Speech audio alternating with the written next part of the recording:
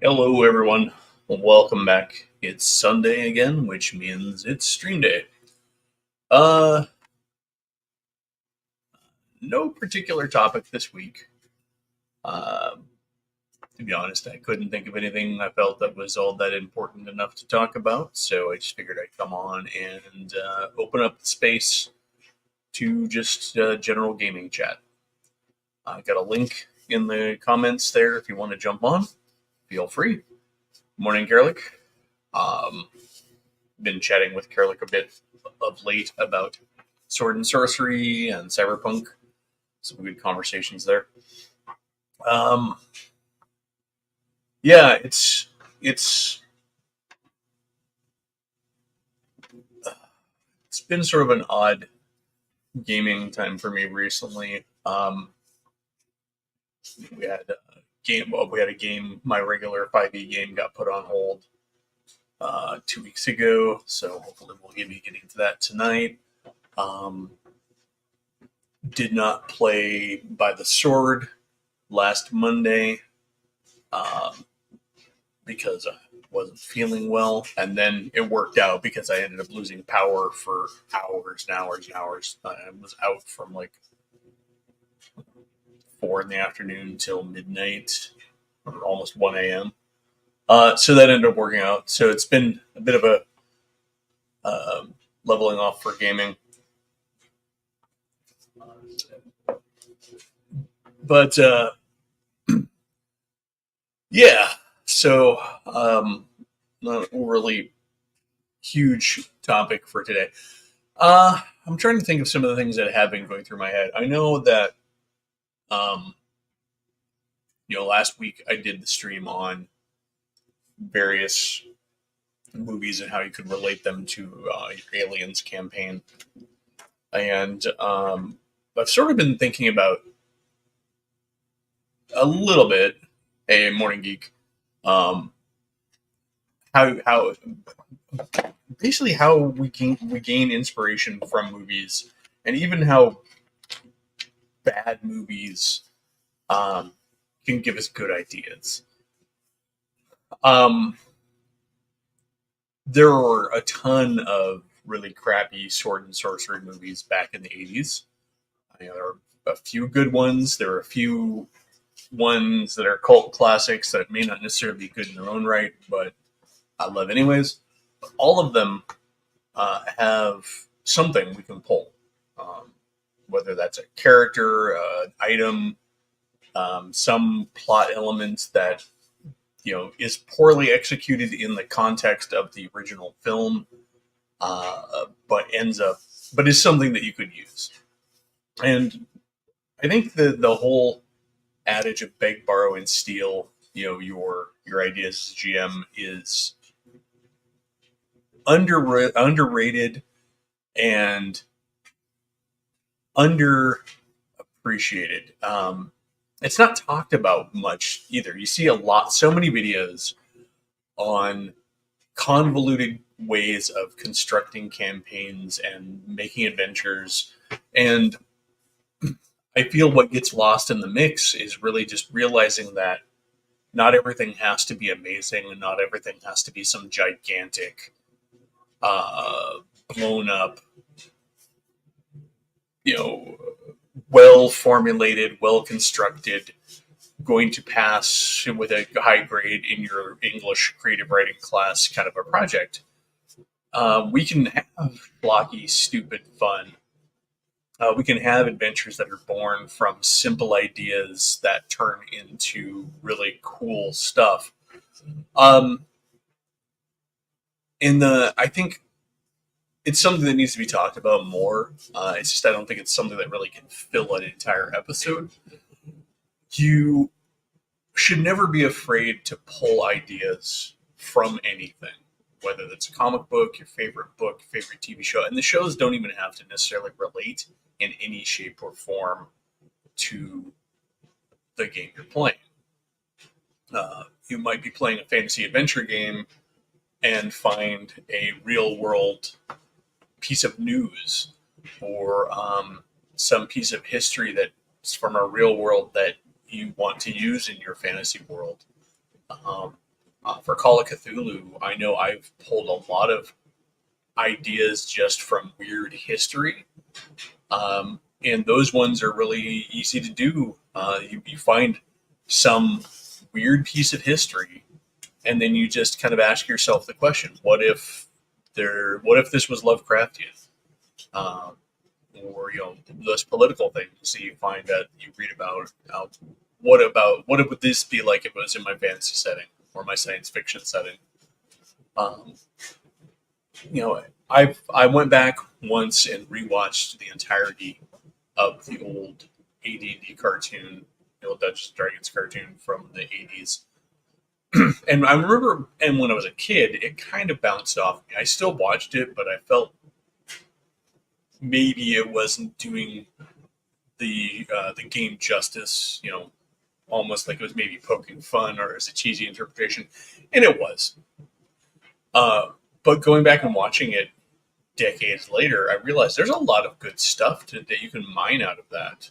And if you're really interested in deep diving into that, there's a Facebook group for the Dungeons and Dragons cartoon animated series where the guy who runs it is dedicated to bringing all of that, all the really worthwhile stuff in that, into gaming, into actual like game stats. He's currently working on a project where he is mapping out the world as presented in the show.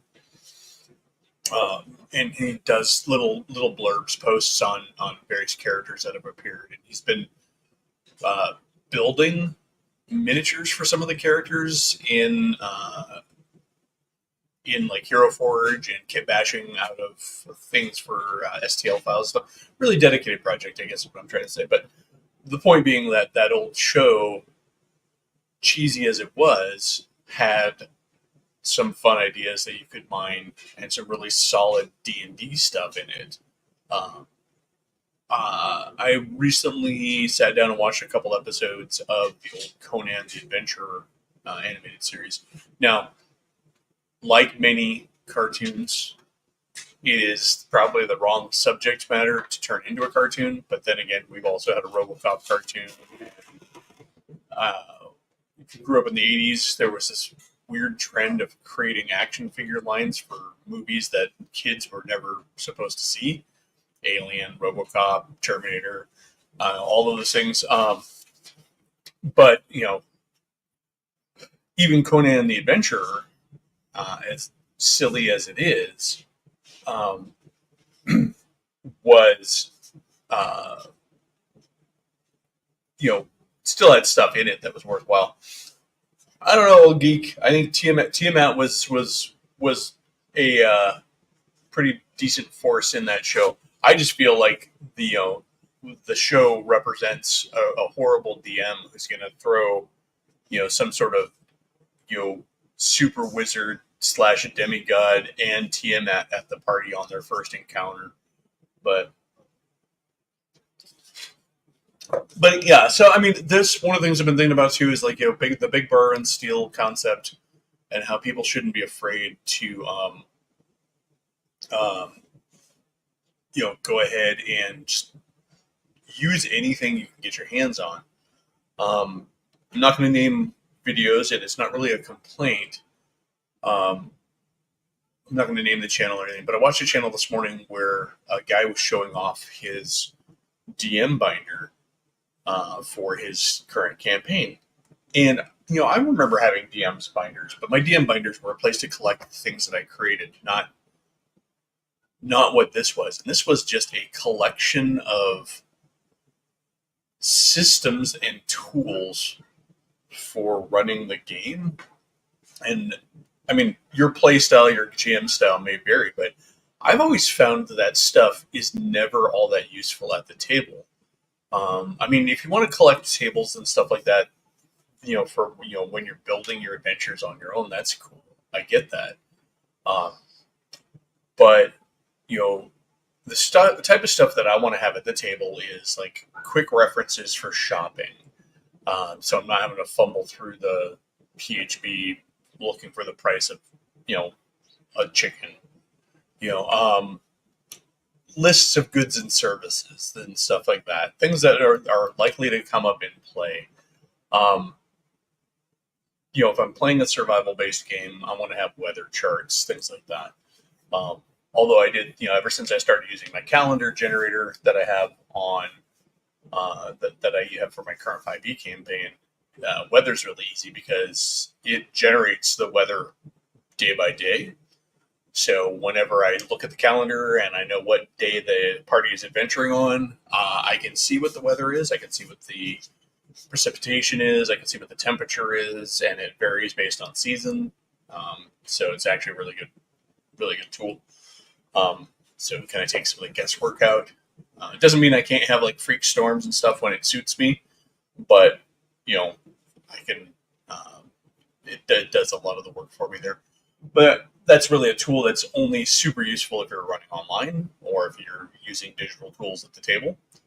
You could have a laptop open and have the calendar open, because the nice thing about the calendar that I use too is I use it as an adventure tracker as well as a campaign tracker, because you can enter in events and notes. So note everything that happens in the campaign that is noteworthy gets put on the calendar. So going forward, we will be able to look back and see what all went on, and I can reference back to things as we go along and as we play that. Yeah, it's a really impromptu stream today. Sorry, folks. Let's see. Other thoughts I had. So, been having a really hard time finding the motivation to buy new games lately. And part of that is, I think, is that honestly, do I need another D&D? Do I need another space game? I've got plenty of them that I'm not playing already. I feel like there are some ones that have come out recently that have been really big darlings in the hobby, and people are playing those. But when I think about it, I keep under realizing that it's never really mattered what system I was playing so much as that I was playing. Now, some systems are easier to run than others, and some versions of D&D, even, for example, are more problematic than others. And it's not 5e. I mean, 3rd edition was horrible for trying to run the game. But, for example, we've had Shadow Dark, we've had some OSR indie games like Knave. We've had Dragon Slayer, which I was going to pick up, but unfortunately I can't support the creator anymore. It's a personal thing, but I can't support the creator anymore, which is too bad because he's created a lot of stuff that I did like. But at this point I won't be supporting him anymore. Let's see. Other ones that have come. Every time I log in to Facebook or anything, I'm getting bombarded by 8 million products that are coming out. Everybody's got a Kickstarter. Campaign settings are fun to look at, and one of the things, for example, I do like when folks try to do new things within the construct of an existing system.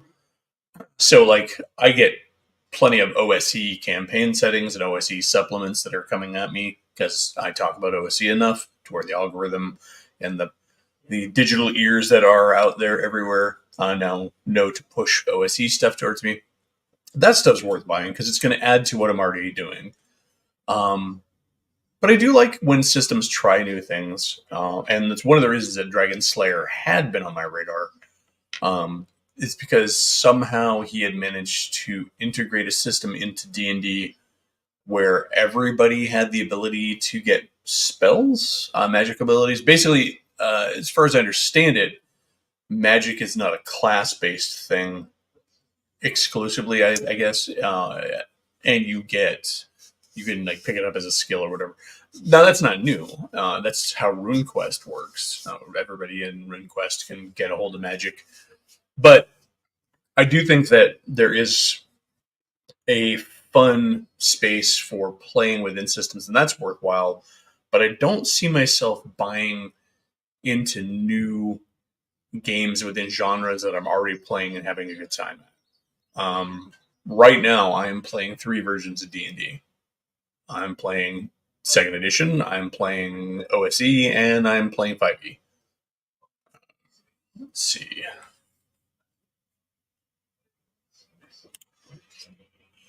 Coriolis is that the Free League one? I'm not sure. I can't. There's so many of them I can't keep track. One thing I have been tinkering with is reviving my old system for Magic in a D&D setting that is not level based for cat. So in D&D as it stands, a wizard can only cast spells of their level, the spells that they have access to. I had back in second edition, I had created a chart, a system for above level casting.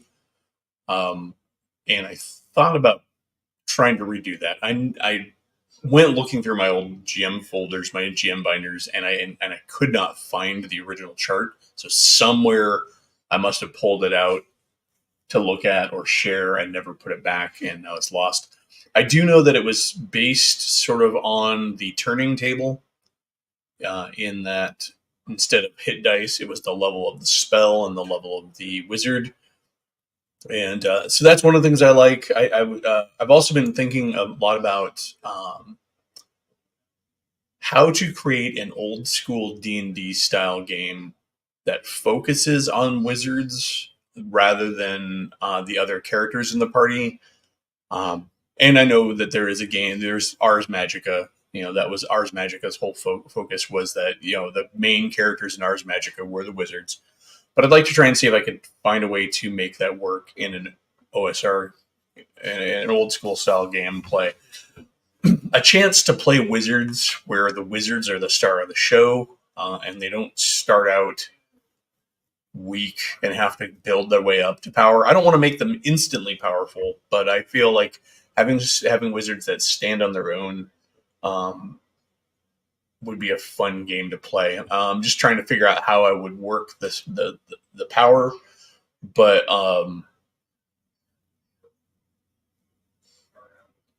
also how to make it playable with a conventional tabletop group. If the wizards are the star of the show, then what are the other classes doing? But this also goes hand in hand with the space in gaming. I haven't seen too much done with. And so I know, the typical model for gaming is a GM and, like 4 to 6 or 6 to 8 players, depending on when and what style of game you're playing. But it's usually with a larger group of players. And I was thinking about it, though, that there are certain types of fiction, and this came from like sort of reverse engineered out of my thoughts for my By the Sword campaign. One of the things I had noticed about trying to write sword and sorcery adventurers for a tabletop RPG type of a setting is sword and sorcery and most fantasy fiction isn't written for a large group of characters. But sword and sorcery especially usually deals with a couple of heroes. Conan, it might just be him. And so having to adapt stories to fit those groups was an interesting challenge. But it did get me thinking. We have the conventional tabletop RPG type of a setup, and we have seen not the advent, but certainly an increase in game systems that promote solo play. This came out of COVID, and I think that's cool. But I don't really know of any game systems that are designed with like a DM and maybe 1 to 2 players in mind. And I feel like there's a space for this. Um, because while there are lots of gamers around, there's the classic time honored problem of being able to get everybody together at one time. We have fewer people who are working just standard 9 to 5s. We have a lot more, stress and pressure on people's schedules a lot of time. And so it's sometimes all you can get is 2 people. And yes, D&D can be run with 2 people, but it's not really made for 2 people, 2 players. I mean, obviously, a GM. And so that, coupled with this Wizards of the Star of the Show kind of a game, got me thinking about what if you were to make a game that was designed for 1 or 2 wizards that were the main characters, or like a wizard and a bodyguard. Maybe build a game that's built around a world that has a certain dynamic where wizards that are out there also have bodyguards that are trained to go out and protect. So you'll have a fighter type class out there, and you'll have a wizard class, but you could build the fighter type class to where he's much more capable and has a lot more going on, so he's much more interesting to play. This is also kind of tackling with that problem with wizards get really interesting to play as time goes on, whereas fighters generally don't. As fighters go up in level, they still maintain, for the most part, in most games. 5e can change that up, obviously, because there's 8 bazillion flavors of fighter. Your fighter kind of just becomes a constantly improving bundle of hit points and damage output, whereas wizards then become able to do all these amazing, crazy things.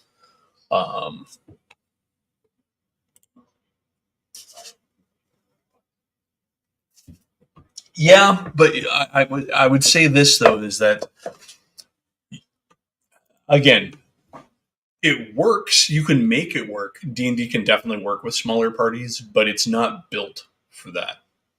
And some things I was thinking about with smaller parties that you could do is you could take a nod from, hey, how's it going, Logan, from the hilt.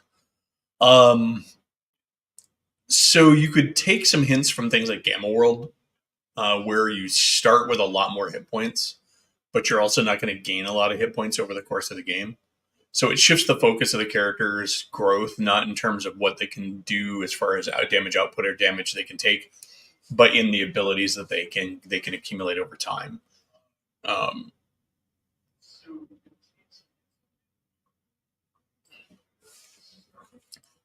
Well, I don't play Final Fantasy, so I have no idea what that is. So, and yeah, I actually am on record as saying I'm not a fan of Final Fantasy. The few little bits of it I have ever tinkered with, I have not enjoyed, nor do I like the style of the games. So that's me. But that said, I don't know what a Final Fantasy style party is. I did think about, if you were to make wizards the focus of a game,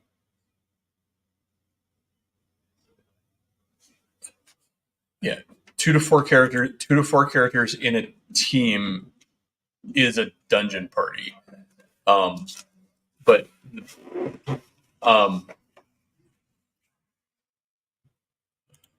so you could potentially gamify it a bit too. You could have it where while the wizards are the main characters, the rest of the party is treated like almost like equipment slots that grant abilities. Yeah, that's kind of, I think we were just that's exactly what I was talking about. So you know you have a wizard, and you hire henchmen who then give the wizard abilities that you can tap into as the wizard player without having to run an entirely new character or have a player play that character. So like, I have hired a rogue, so now I have the ability to pick locks and stuff like that on doors without having to use magic to do so. Um, you know, this would be one way of doing it. I don't know. It's something I'm tinkering around with, and I don't know if it's necessarily worthwhile as a whole, because I don't know how many people are out there who are actually wanting to play Wizards, and just play Wizards.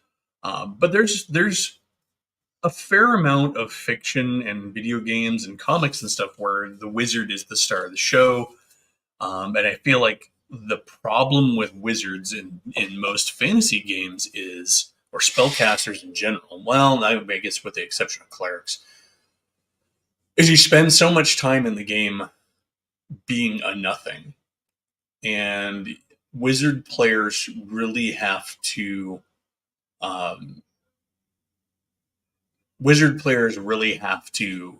be willing to stick with it and survive. That's the other thing, is the survival curve for wizards is, I think, I don't know if it's actually good design. I feel like we accept it and it's traditional and there's nostalgia for it, but I don't know if it's actually a good design for a character class that you are waiting so long to be able to see your class come to fruition. Um, but also, I don't know if it's necessarily. I don't know if other classes are necessarily designed all that well either. You seem in old school D&D, especially, you seem to have classes that start strong and then really don't change much at all throughout the course of the game, and then you have character classes that start weak and get then improve slowly but surely over time. I would also say, kind of lumping the thief into that latter category. Um, a lot of thief skills are pretty marginal when they first start, and so yes, they have them, but they really can't do much with them. And so it takes a while before a thief is actually worth his time. Worth being, in the party. Wizards, magic users, whatever you want to call them, are hard to get through. Um,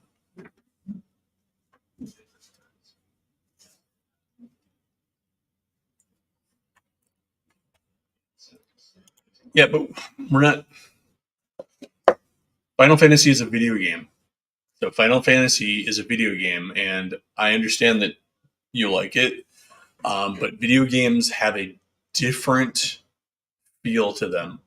The struggle bus in video games is not the same as the struggle bus in a tabletop game.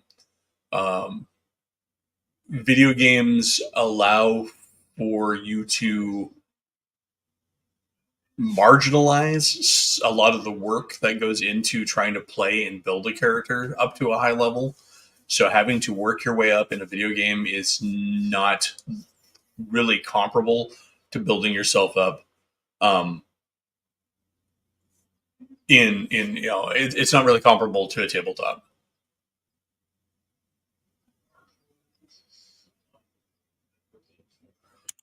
Yeah, but so here's the deal. Multi-classing only goes so far, and multi-classing ultimately hampers you in your level progression.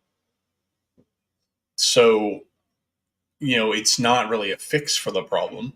Sure, you can be a fighter thief, you can be a fighter magic user, you can be a magic user thief, whatever. Not everybody can do it, but also it slows your progression, and so now you're taking even longer to get good as a wizard. You're not fixing the wizard problem. Um, you're not fixing the wizard problem. You're just abating it. Um,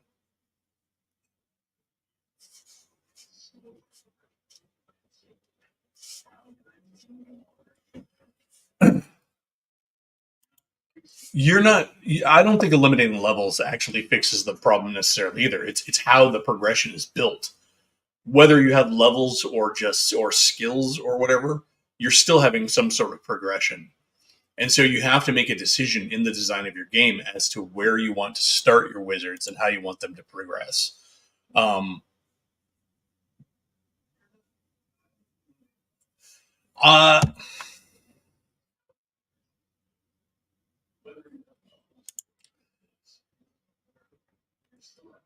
Yes and no. So, first of all, wizards work however you choose to make them work in your game setting. There are plenty of instances in fiction where wizards start out relatively powerful. Um, the decision was made. There's a decision point when you're making a class, a wizard, for example, in a game, where you decide at what point in the wizard's studies he ventures into the world. D&D assumes very much, especially old school D&D, that you're for some reason they decided that a wizard's apprentice or something like that, something just akin to having just got out of school, is going to venture out into the world. Um, and that's because the original D&D is made from a zero to hero kind of a basis. Fighters start out as relatively just podunk fighters. Um, it starts to break down when you get into other classes.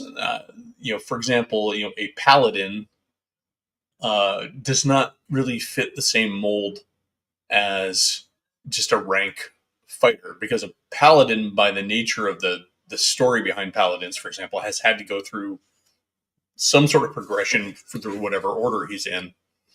Um, Paladin is one of those things that almost seems like it should be a subclass of another class that you get to at a higher level. And I know that's kind of what they ended up doing when they introduced Cavalier. Um, but yeah, again, I'm not trying to deconstruct D&D. D&D is fine on as it is and as it plays. I'm just like, how do you consider other options and come up with ways to make wizards fun to play? Well, I'm not saying that they're not fun to play, but how do we change the wizard paradigm and make and my answer for that is to actually think about designing a game play that focused on the wizards rather than the more conventional game style. And the reason I wanted to do that is because you can't reconcile the wizard power gap in a conventional game setup, because it's built for a certain style of play. Hey, mages. So I'm not trying to rebuild D&D, no, um, because there's no point in that. I'm just thinking about how do you make a game, for example, how do you make a game that focuses on wizards and has the wizards as the main characters and allows the player to really get in and play a wizard for what it actually can be earlier in their play style, earlier in the game. So that's just one of the things I was thinking. And I was thinking about that couples, and where I was kind of going. Long story short, that dovetailed into my thoughts about games for smaller groups of people. Because if you're going to create wizards that have more power to begin with, then you're likely not going to have. Not likely to have big parties roaming around. You're going to have a powerful wizard and maybe some henchies or something like that.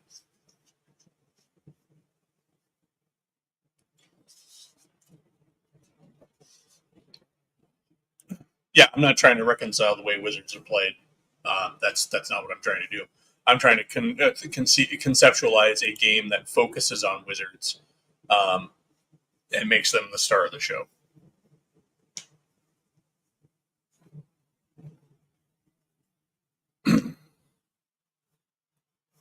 Let's see.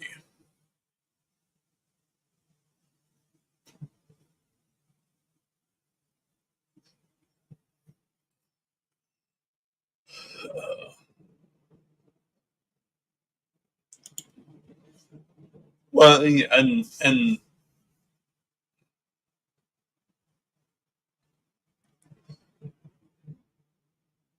I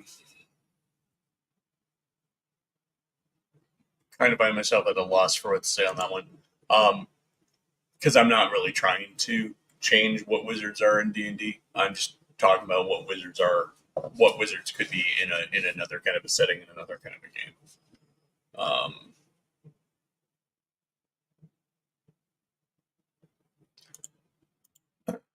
Yes, but however, to be fair, they have every right to, because almost every wizard that's ever been handed out in popular fiction ends up being this. So it's not a modern construct. We grow up with stories of powerful wizards and wizards doing amazing things. We don't grow up with many stories about wizards learning the basics and having to struggle to get their power. We just don't. Most of us don't run into those stories. So,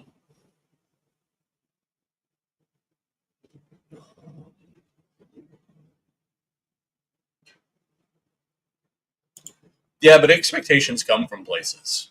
And I'm finding that it's kind of a stodgy old man losing proposition to try and fight against players' expectations so vehemently, because at the end of the day, people are coming to play games because they want to do things.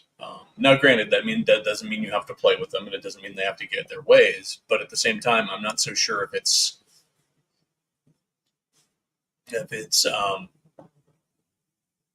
I don't know how much merit there is in arguing against people's expectations. Um, it's really just more a matter of like, okay, this is how I run my games, and if and then I would much rather have a conversation with players and try to find something that works than tell them to kick rocks or uh, not have people playing at my table. Um,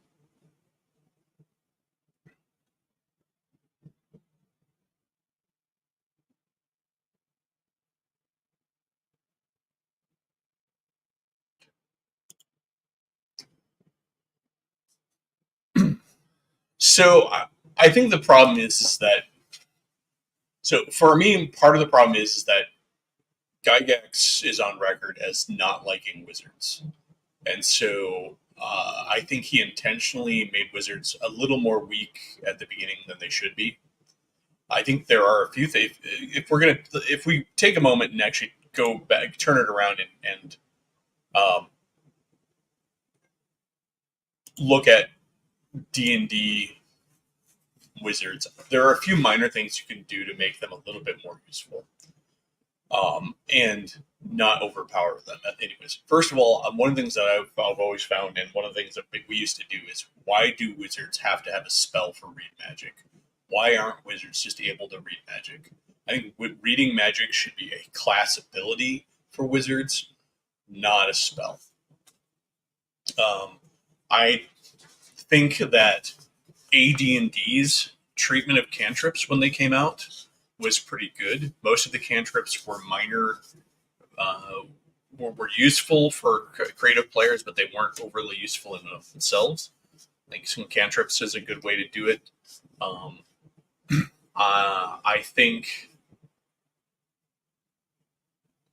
having a wizard start out with a couple of consumable magic items is not absurd. Of any character that should start out with that type of stuff, it would be the wizard. Hey, Derek, Hey, Eli. how's it going, man? Not sure. It's going pretty good. Uh, Uh, so yeah, what do um, this turned into the wizard talk, but that was actually just um, I think that so wizards in D&D are fine. I don't think they're great. I don't. I think that they're. I think if we're honest with wizards and we look at them compared to other classes, I think that they are a little overly hampered at low levels compared to other classes. Um, and the whole argument that they get powerful as they get powerful, they get really powerful and they become really, that's well and good, but they have to get there. You know. Um, Also, when you take into account the fact that Gygax is on record as not liking wizards and having written them to be sort of nerfed anyways, so, um, it does call into question some of the design that went into them. Let's see.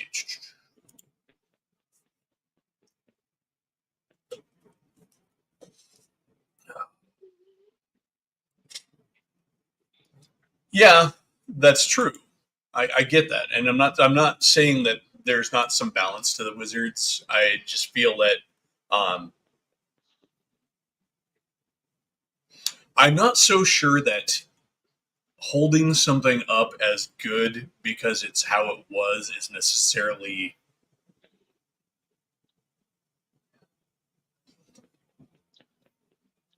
it smacks of nostalgia rather than actual critical design thinking. Um, I mean, I guess the ultimate question is there a way to make wizards? Is there a way to make wizards which makes them more magical at low levels and still balances them out? Um, Now, part of that could simply be making their progression a little bit more gradual, as opposed to you have them start but make the progression more gradual. So they ultimately end up at the same space, at the same power level at their high levels, but it maybe takes them a little longer to get there, or the steps are in between are a little bit more uh, gradual. I don't know. Again, I'm not really here to fix the D&D wizard. The D&D wizard is the D&D wizard, and it certainly plays fine enough. There are other wizards and other game systems that play differently, and that works also. Like Palladium wizards are different. If you play the Palladium wizards, they are point based character class, and so they can generally cast any spell they have the magic points for and the knowledge of, which that alone could be the answer for fixing a D&D wizard if you want to go back to trying to make amends to the D&D wizard. Is if somehow you were to, and that goes back to my little mention earlier about allowing above level casting. Now, above level casting was risky. Like I said, it was based on the turning chart. So if you're the farther away from your level you went, the more chance there was for failure and mishap. And at a certain level, it was impossible. Like, a first level wizard is not going to cast a ninth level spell. I think there was actually a portion of the chart that was just a dash. It was just tick mark. You couldn't do anything. But yeah, I don't know. I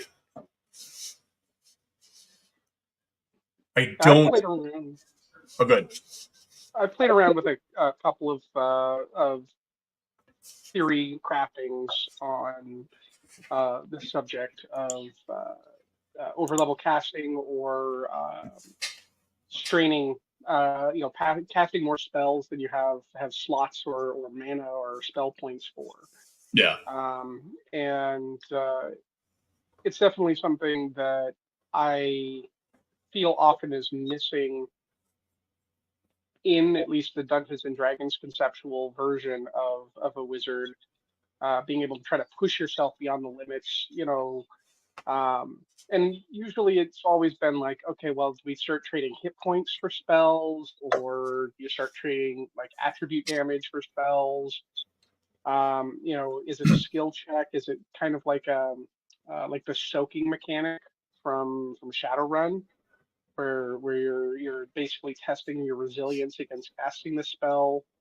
And at what point do you implement it? Do you make it for all spell casting, or do you just make it for like when you're casting above your level? Or yeah, and then you get into that whole bag, can of worms where like, okay, now do other characters get to push in ways and stuff? And right, and you're looking for the balance. Yeah, I know 5th edition, somebody published a fun supplement called Hit Dice to Heroes, which is other uses for your hit dice. Because 5th edition introduces the expenditure of hit dice on short rests to allow for like getting hit points back. But other than that, they don't do anything. And for some classes, it became less of a thing. And so the creator of the system was like, okay, wizards are not generally losing hit points at the same rate that fighters are. So the ability to expend hit dice on a short rest benefited fighters more than it did wizards. And so they came up with this whole system of a whole subsystem for things you could do with hit dice. Not that fifth edition needs anything else to like beef up the power of the characters, but it was things like extra castings or doing extra attacks or doing extra damage. And in that way you are burning through your hit dice. I think one of the big problems with wizards and trying to fix the wizard in D&D is that it's tied inexorably to the Vancian magic system. This idea of memorizing spells and then they're gone when you cast them. If you do away with that, and then you open up to a way of, like you said, multiple being able to cast spells again somehow, using your character's energy to do so. I mean, expending hit points is all well and good, but wizards don't have a lot of those to start with. So, yeah, and that's always the balance there. But I do think that wizards getting away from the Vancian, use it and lose it system makes wizards more enjoyable. But that kind of gets us into back to the 5e system where it's more of a spell slot system. Yeah. And that's a step in the right direction, but you're still, the wizard still, doesn't have access to everything they've studied, and it kind of, defeats the purpose of having, sought out the massive tome of knowledge, where you built that repertoire. And you find the scrolls as treasure, and that's a treasure for you not because you're going to cast it, but because you're going to put it in your spell book and have it forever. Yeah, I think one of the problems I've had when I've played Wizards, and one of the problems I've seen when people have played Wizards back in the day when I played more, is that most Wizards I knew ended up with way more magic than they ever had the opportunity to use. Because you accumulate it as you go on through these adventures. You find spell books, you find scrolls.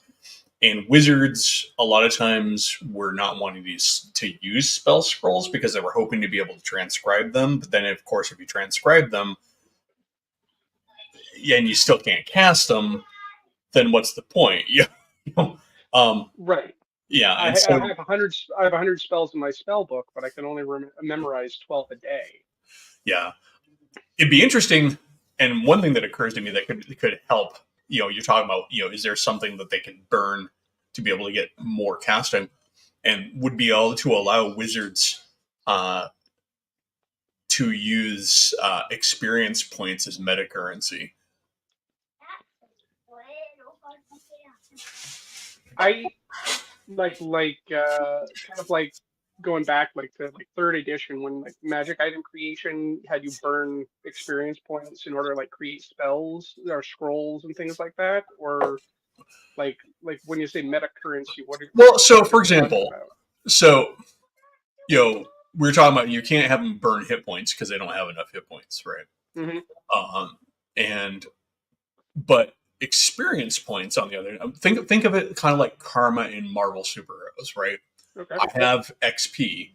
I can either bank it to go up in level, but if I really need to use it, I can burn some of my XP to get an extra casting. I'm effectively burning some of my experience, my knowledge, my. Now you still have to kind of break from the Vancian system to do that, but you are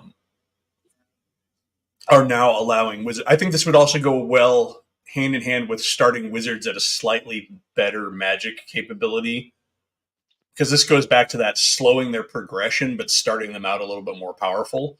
If they are having an option to burn XP to cast spells beyond their normal ability, this is going to slow their progression a little bit, and so you can afford them a little bit more power at the beginning. I like the idea. I guess it might be a little bit of the first edition, second edition D&D player in me. But the next thing that immediately jumps to mind for me is clearly we're not dealing with a milestone advancement in that situation, and it opens the door again for uh, individual class XP rewards, where if the wizards are going to be potentially burning their experience in order to cast things, maybe they need to have another option for bonus XP that they would earn either through Oh yeah, successfully transcribing bonus XP for scrolls casting above the level. or creating brand new spells themselves, or successfully transcribing spells, or kind of like how like in original D&D, you know you got XP for gold earned, and if you were a thief, you got extra bonus XP just for yourself if you managed to steal something from the dungeon and your party didn't know about it. You Yeah. know, you know, but Let's bring that was another tangent. All right. Good morning, Marhogman. Good morning. I was just like trying to like look at this from a simple perspective, and just like the basic approach that's a lot of other settings have to the way magic exists in the universe. And it's like, if you're not going to use fancy magic, then what are you going to use? That sort of logic. And I like, okay, yes, I used the Final Fantasy example earlier, but it's not the only example I can think of that general category of things. 'Cause like fancy and magic is something very unique to Vance, and not really something that you see in fictional that often. The advantage for fancy and magic, though, is it is very gameable. It is a very mechanized system of magic that lends itself well to a game, and I think that's, if for no other reason, that's one of the reasons it was probably selected. I mean, it makes for a handy mechanic for a game. You have X number of things you can do in a day. I mean, in defense of fancy and magic, it is a great system for games.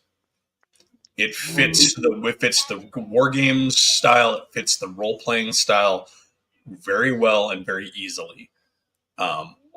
Anything else is then going to require a lot more bookkeeping. If you're talking about spell points, tracking XP expenditures, some sort of. I actually find that to be not true, because, like, okay, I actually, as someone who's played Hyperborea for several years, figured out a way to convert it to a non-Vancian magic system without even drastically changing anything in the game. It's just like, okay, level 1 spells cost 1 spell point to use, and just take all of the spell slots and add up the spell slot numbers to give you an MP pool. And then just say, it's like, okay, all these spells, choose which spell when you're casting something, and just go for it. But but at that point, you're still essentially using the same magic system. You're just reframing it. Well, what I'm leaving out is you don't have to have the whole prepared spells thing, where you prepare 4 spells each day and you might cast 2 of them. That sort of thing. Because like you choose which spell you want to cast when you cast the spell, not when you wake up that morning. Yeah, and I mean that's certainly a way to do it, and that's why sorcerers exist now, is for that style of play. Because like when I think of magic users in fiction, though, that's kind of sort of the way they work in a lot of fiction. Is that, like, the Thundar the Barbarian example? You'll see sorcerers in Thundar the Barbarian flinging magic bolts like confetti. That's because Thundar the Barbarian is a soft magic system. Like most sword and sorcery magic systems, they're soft magic. They're not hard magic. Magic exists, but it's never clearly defined, and so they don't have to have any rules for it. It's also not being designed for a game. Yeah, you have a good point about it being a narrative construct and not a gamism. That is very true. That there is actually an in-universe concept of learning spells and stuff like that. And yeah, but that's the same thing with, like, in Conan. But no spellcaster in Hyboria is ever on screen limited by anything other than what is necessary for the story, even though there might be rules in the background. Because, like, okay, yes, it's more of a plot device than a mechanical restriction. But in Thundar, they do have the idea of a wizard getting tired and not having enough juice left to cast more spells. Yeah, I mean, then that's expressed in other places. Like if you watch the old Excalibur movie, they But talk about magic being a drain on. So the I mean, if problem, you look at it from an MP perspective, that would be the wizard's MP pool being depleted. The problem with doing like a direct, no, I want to preface, I haven't played Hyperborea or whatever. Um, I in third edition, I played a game where we converted and we're playing around with converting to a spell pool system for wizards. And one of the things that we ran into was, the the if you do like a 1-to-1 spell point progression, where it's like, okay, a second level spell costs 2 skill points or 2 mana points, and the third level spell costs 3 mana points, and you turn all of those into a spell pool, there are disproportionately more useful either first level spells that constantly get spammed out, or you basically end up converting all of your first level spells into third level spells, and everybody's just fireballing constantly. Um, so there's a whole nother balance mechanic to that, where it's almost better to conceptualize and design a spell point system for Magic from the ground up, rather than trying to figure out a way to convert an existing Vancian system to a spell point system. That's my opinion. yeah, I think so. I guess it's important to state, that I don't think that the system in D&D needs fixing. It works fine for D&D. In the concept, the reason I was thinking about other styles of Magic and other ways to play wizards is from the standpoint of trying to conceptualize a game where the wizard was the focus of the game. And so you can start at existing Magic systems, but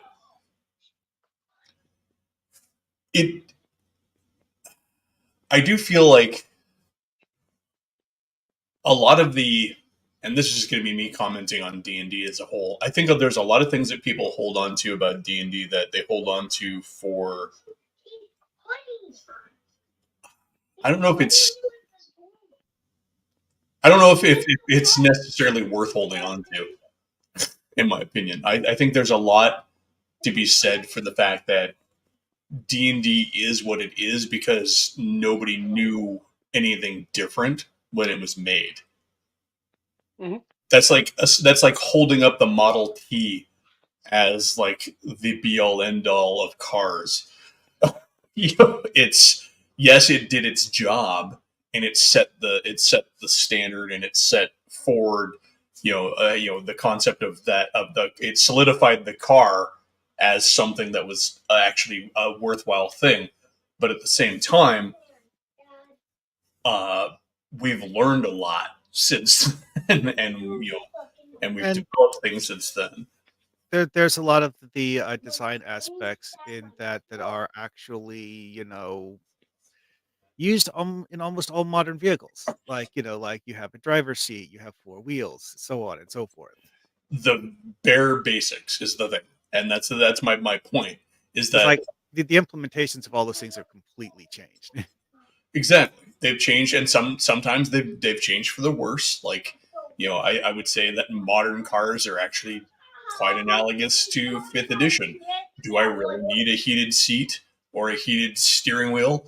Do I need Yeah, do I need all these add-ons that you do I? Yeah, I was commenting to my wife the other day. One of the big problems I see with backup cameras is while they are useful, it's harder to tell looking at somebody getting ready to make a move in a parking lot or traffic or whatever, which direction they're actually going to be going, because they're always looking forward now. also backup cameras have signal lags. Well,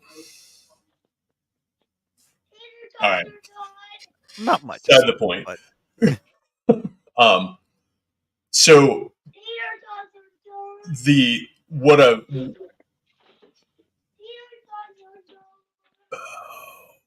I guess what I'm saying is that there's D&D is cool and it's old and it's a good standard. It's been changed, it's been improved over time. It's gone too far in some cases, but I don't think there's necessarily. I mean, other than acknowledging what it is as a foundation, I don't necessarily think that there's anything sacred about it. I think that D&D is the beginning, but it's not by any means the end. I've commented before that had I actually played Call of Cthulhu earlier in my gaming career, D&D might not be my go-to because I much prefer the Call of Cthulhu the system. System-wise, I have a lot more fun with like skill-based systems than I do with class-based systems. But I've spent so much time doing D&D that even through the edition changes, I've been able to keep playing it without having to put a lot of time into learning the new systems for it because it's the same game. The bells and whistles may change, but it's the same game. Skill-based systems like Call of Cthulhu has always been Call of Cthulhu, but if I could take skill-based system A and go to skill-based system B, it's going to be different. They're still going to be different. They may handle the skills differently. Star Wars D6, for example, uses a D6 pool instead of percentile dice. It's still a skill-based system. Yeah. Which I appreciate because I think that skill-based systems are one of the ways that you get around the magic issue.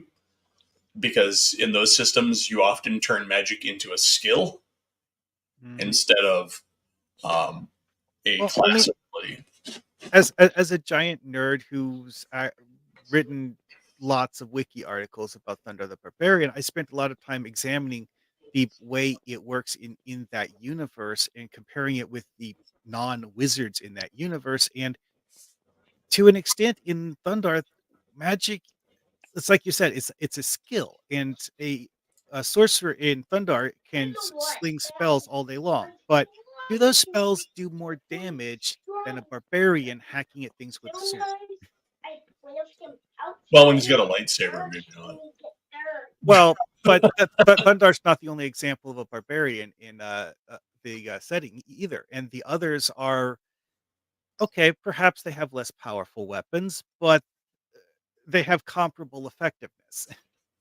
Well, I think it's also important to understand that in Thundar, and I know that that's one of your favorite go-tos, but in Thundar, most of the wizards that that are shown on there are not PC wizards. They're not player character wizards. They are NPCs. They are generally rule breaking in the sense that they are a wizard and something else.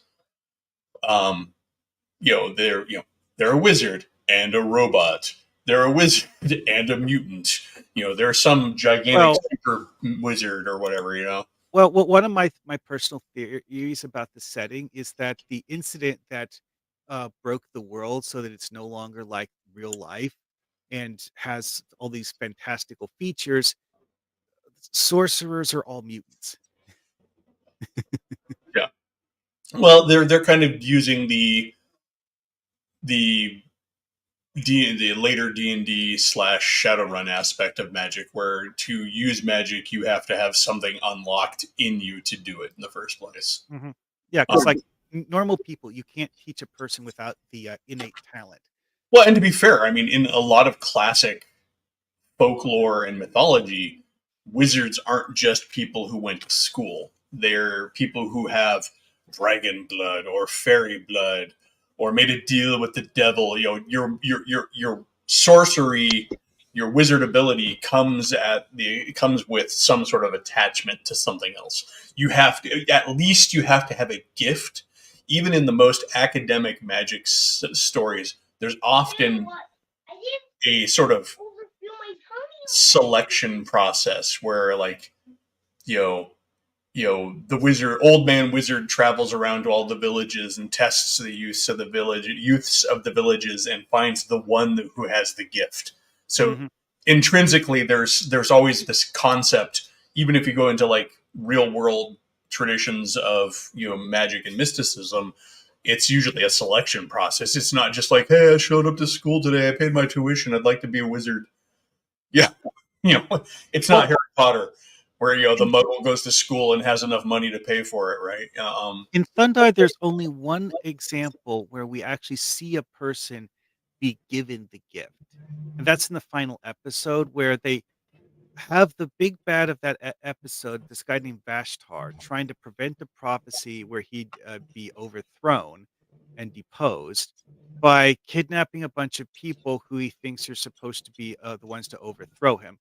And in the process, he exposes a person who's a normal human woman to the energy source that gives him his immense powers. And then she suddenly mutated into a woman who otherwise looks normal, but has a pair of swan like wings sticking out of her back now. Yeah. So, I mean, you're talking about magic being, again, something that has to be unlocked. Like it's like an eldritch force flowing through your veins. Yeah. Whether that's, whether that's mutations, whether that's, the cycle of magic, whether that's an attunement to some cosmic such and such, you're talking about a magic system that requires an aptitude of some sort. Are you strong with the force? Are you weak with the force? What's your it's the logic behind why this character is a sorcerer and not a barbarian or something else. They're a sorcerer because they have the gift. Yeah, so going with a couple of them. Yeah, this is what I was mentioning earlier. I think perhaps wizards are too squishy early on, to where in D&D especially, where the prospect of playing a wizard, and sure, there's an element of play style. Sean mentioned this earlier. Mages Musings. In D&D, the people who play wizards are going to be the people who want that style of play, and that has merit. I mean, don't get me wrong. That's why I'm not here to try and I'm not trying to get rid of. I'm not campaigning against traditional D&D wizards. I'm looking at other ways it could be done. That said, can you deliver a similar experience in D&D without having the wizard be quite as squishy early on? That whole D4 hit points and then no appreciable magic ability is kind of a kick in the teeth. It'd be one thing if wizards were able to then participate in other ways in a meaningful fashion in adventuring, but you're almost here's kind of the weird double-edged sword of wizards in D&D. And we didn't see a lot of magic users in our parties when I used to play back in the day, because it was almost better to not have a wizard than to have a wizard in your starting party. You were better off having a cleric or another fighter or take a doubling up on your thieves than to have a wizard. And then, of course, people would argue, well, your wizard's never going to... Of course, your wizard's never going to get powerful if you never take him with me. But what was the point when the wizard would go into the dungeon, cast this one spell... Then get sniped by an orc. Well, even if they don't get sniped, let's say the rest of the party is perfectly able to defend the wizard. The point there is, why are they doing it in the first place? You're spending all this time defending a wizard who honestly can't pull his own weight in the party for several levels. Sure, he can toss darts. He might throw a dagger. He can defend himself with his staff. Even then, he's not good at those things because he doesn't have the right stat allotment to actually excel at those. I am looking at it only mechanically, mages, because anything else is not really worth discussing, in my opinion, because at that point, it's all a matter of taste. And I'm not here to argue taste and preference. So, because there's no point in that. taste and preference is going to be mutable. It's going to be up to everybody. It's going to be an individual thing. So yeah, I mean, yes, I'm going to stick to the mechanics because that's the only place that there's really an argument, or anything else is just, again, it's a matter of taste.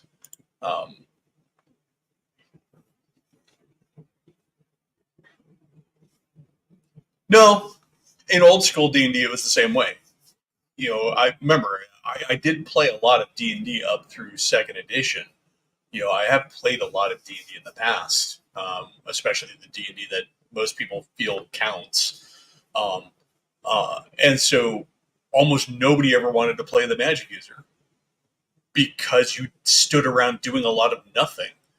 And that's my point. I get. I mean, the 5e version of cantrips. No, I'm not considering he sucks without considering the whole. I'm not saying the wizard sucks. I'm just saying that in my experience, very few people wanted to play the wizard because playing a wizard early on, playing a wizard honestly didn't pay off. You almost never got to see the payoff for playing a wizard. Because it is a game and people play it as much for the game as they do for the experience.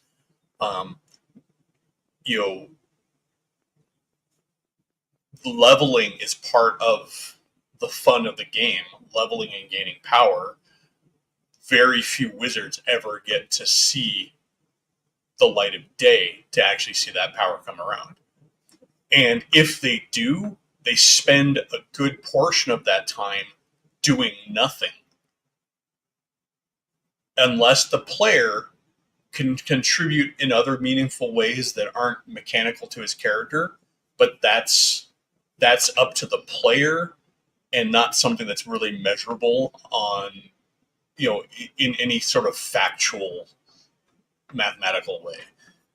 Because it could be said about any class. A fighter can suck if the person playing the fighter is no good at playing a fighter.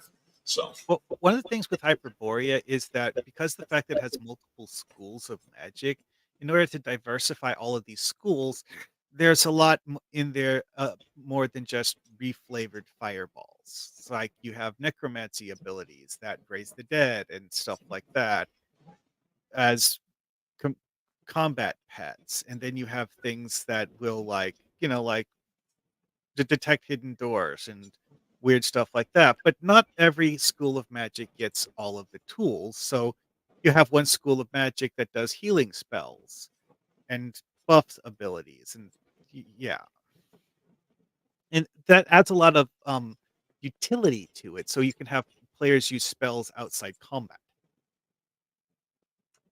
Hey, Eli, I just want to interject. I got to go. House right, is woken up, so I will talk to you later. Let him know. Talk to you later. See ya. Yeah, so mages, I get it. And again, there's not really, so yes, any character class is only as good as the player playing it.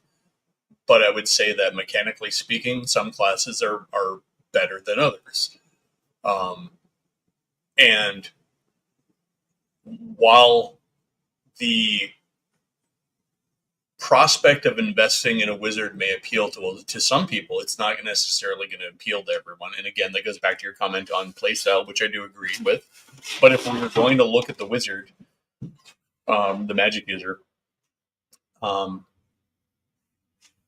for its in its own right, I think there are some areas that it could be where it's problematic. It is not a good starting class. It very rarely gets to survive to the point where it becomes fun to play. Is kind of where it's kind of my thesis. If you can get that wizard to get up there and level, then they're fun to play. I also feel like a good portion of what makes that big if in the sky,